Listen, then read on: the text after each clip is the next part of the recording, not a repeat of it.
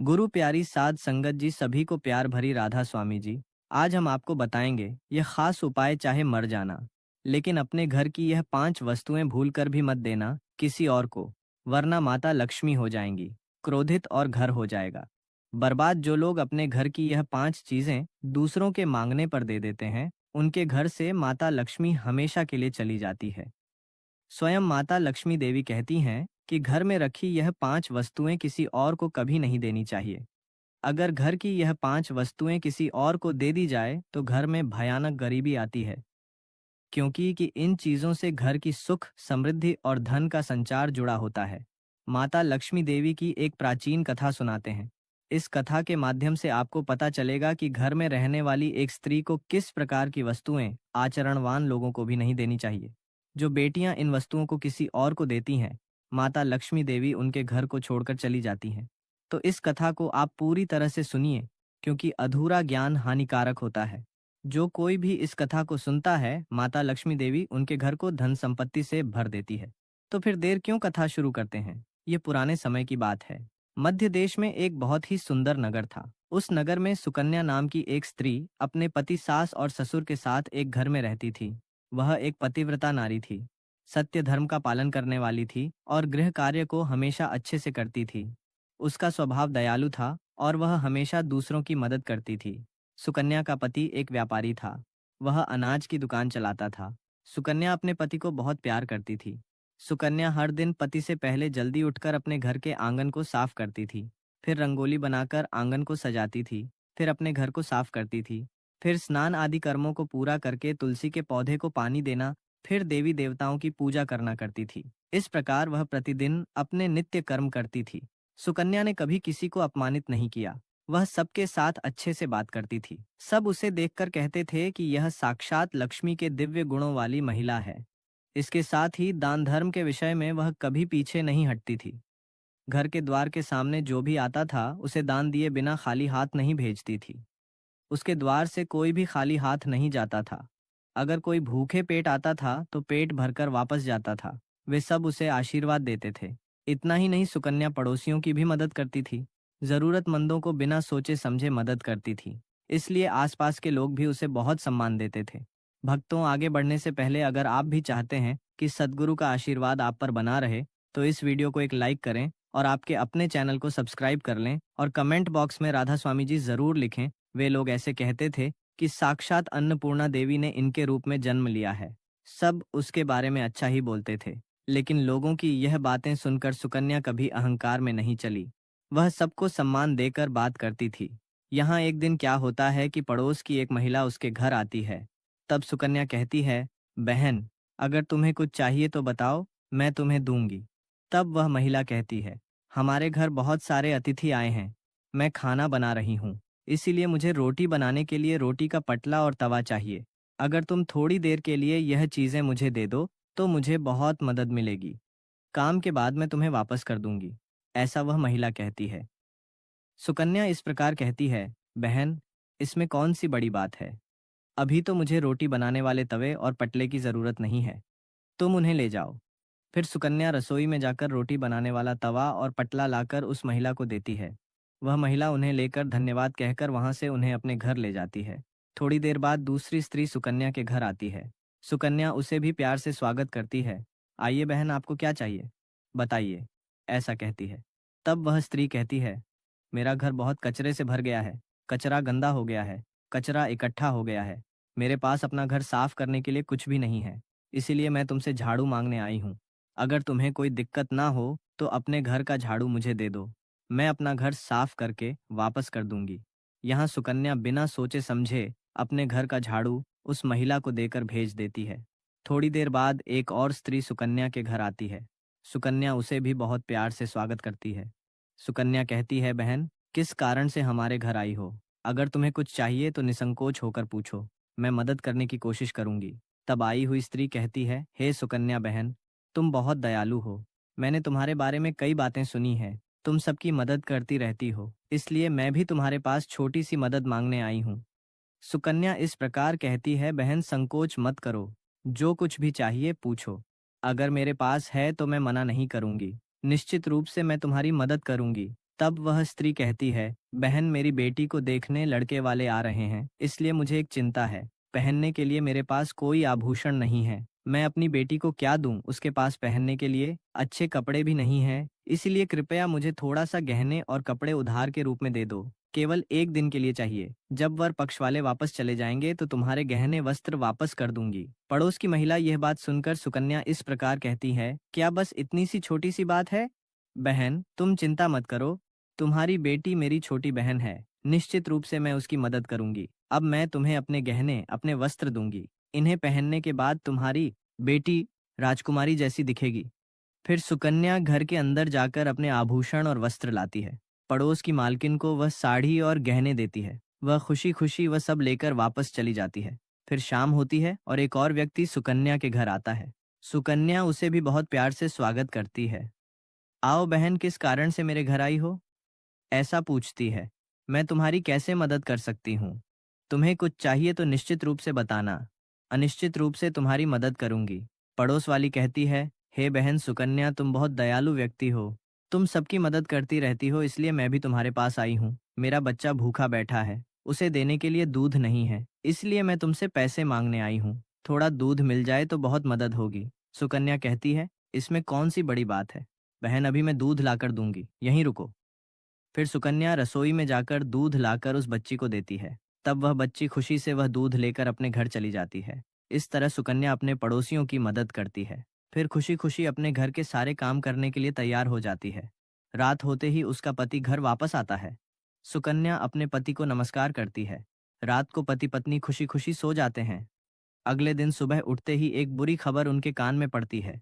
एक आदमी दौड़ता दौड़ता सुकन्या के घर आता है। सुकन्या के पति को यह बात बताता है, हे भैया, कल रात किसी ने तुम्हारी दुकान लूट ली है, वहां कोई अनाज भी नहीं है। सुकन्या का पति यह बात सुनकर डर जाता है। दौड़कर अपनी दुकान देखता है, वहां का सारा अनाज कोई चोर चोरी करके ले गया है।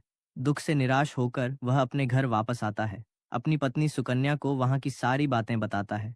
यह सुनकर सुकन्या बहुत दुख से रोती है। सुकन्या इस प्रकार कहती है, आप चिंता मत करो, हमारे घर में और धन संपत्ति है, इससे वापस आप अपना नया व्यापार शुरू कर सकते हो। लेकिन जब सुकन्या अपनी धन संपत्ति देखने जाती है, वह भी पूरी तरह से खाली होती है। उसके साथ पड़े सारे गहने भी चोरी हो गए थे। यह देखकर सुकन्या को बहुत दुख होता है। यह सब कैसे हुआ उसे पता ही नहीं चलता।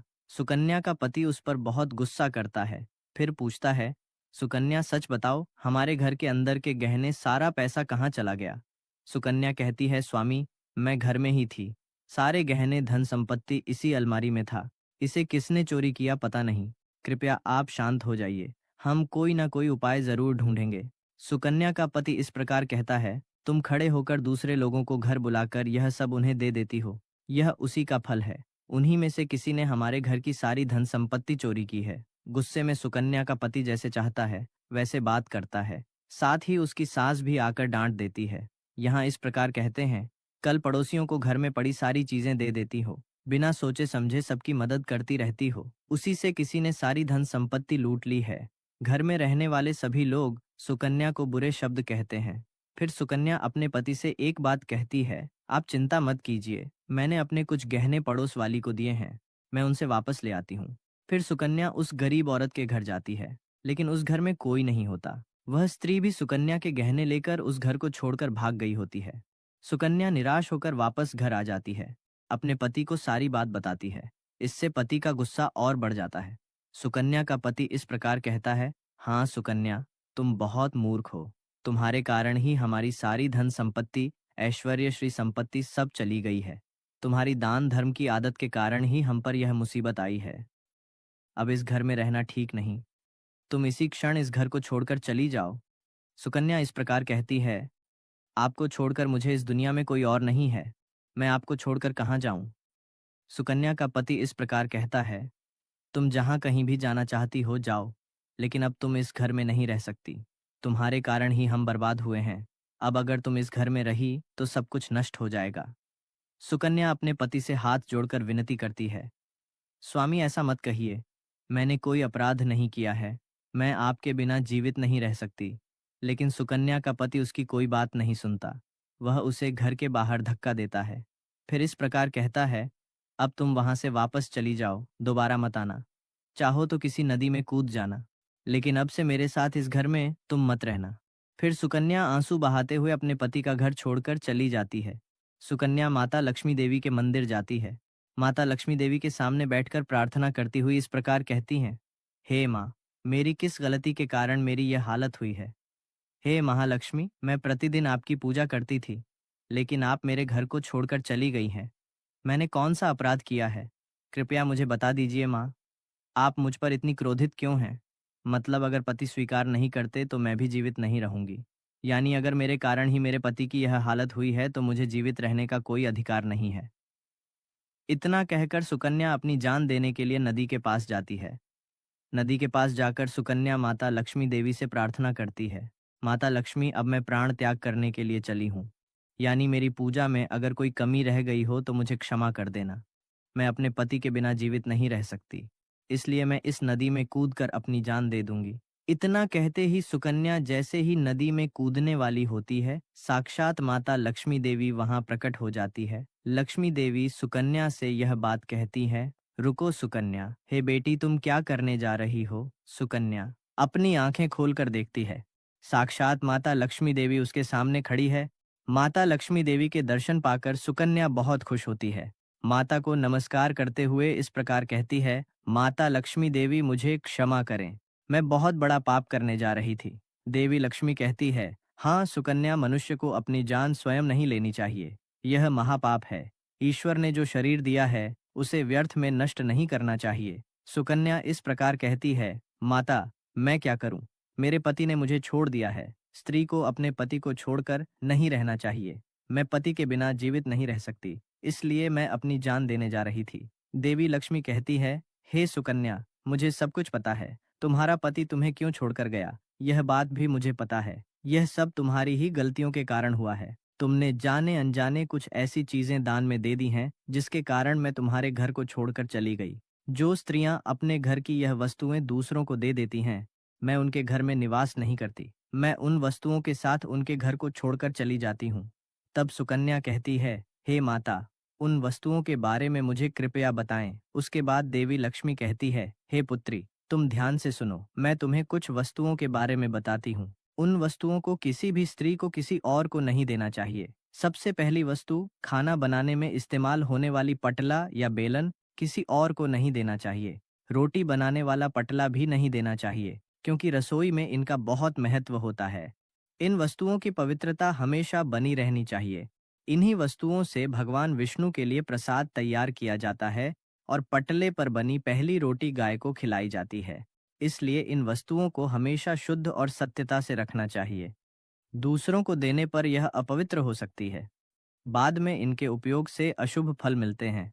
इसलिए सुकन्या, तुमने अपने घर में रोटी बनाने वाले पटले या बेलन दूसरों को देकर पहली गलती की है। आगे माता लक्ष्मी देवी इस प्रकार कहती है, हाँ सुकन्या, अब तुम दूसरी वस्तु के बारे में जानो। तुमने अपनी पड़ोस वाली को घर में रखा झाड़ू दिया था। जिस वस्तु में मेरा निवास हमेशा रहता है, जो वस्तु मुझे अत्यंत प्रिय है, तुमने उसे दूसरों को दे दिया।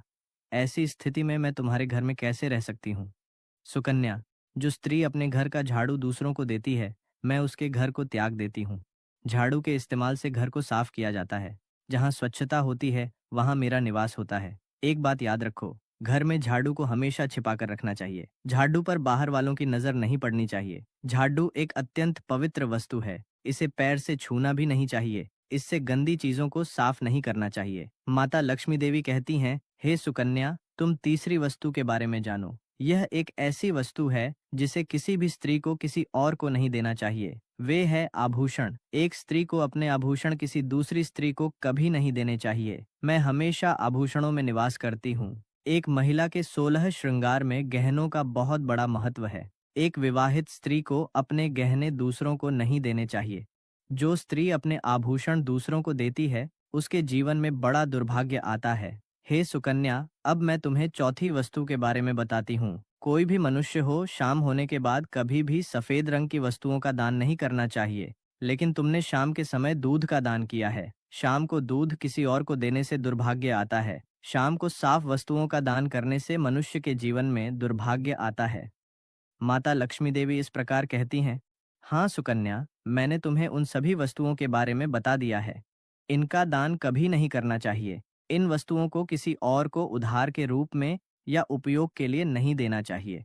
सुकन्या इस प्रकार कहती है, माता लक्ष्मी, मुझसे बहुत बड़ी गलती हुई है। मुझे यह बातें पता नहीं थीं। कृपया मुझे क्षमा करें।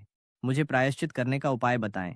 देवी लक्ष्मी इस प्रकार कहती है, सुकन्या, तुमने पहले ही प्रायश्चित कर लिया है, इसलिए वापस तुम अपने घर जाओ। तुम्हें तुम्हारी संपूर्ण धन संपत्ति वापस मिलेगी। इतना कहते ही माता लक्ष्मी वहां से अंतर्ध्य हो जाती है। उसके बाद सुकन्या माता लक्ष्मी देवी को धन्यवाद कहती है। उस स्थान से घर की ओर जाती है। रास्ते में उसका पति उसे ढूंढता हुआ दिखाई देता है।